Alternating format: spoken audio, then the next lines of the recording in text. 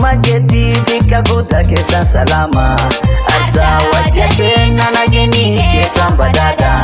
Anini Fatuma gedidi kabuta kesan salama Wabaro arjedera dado Amale yoya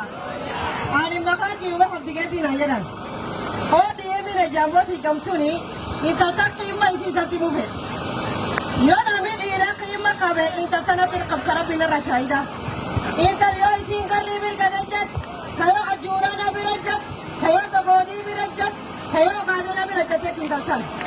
Inta al-qimma teniga basis ka barlamati kesat Inta al-qimma dumra panodis teniga basis intatal Fatuma Gedi operati tena Hawiya minuga bokate Inta tidinini Inta al-qimma qabdu Kula habu sinuhi Kula natini Fatuma Gedi dikennete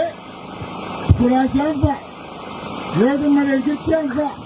Yodin jannabali siyanfa Kula difa siyanfa Inshallah Inta al-qimma qabdu Inta al-somaliga garin basin Kanami jurti siyartu kudu Dayetani Asa yeniti akula gana nisi Kula anta kullani nafini Nami siga kawuya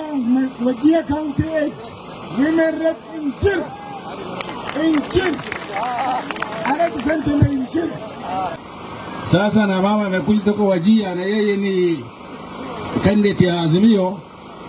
Tunamkaribisha. In fact, we welcome you. Warko pole barka mogena kadiyestani. Galat kaptani kulle kura sankanatani.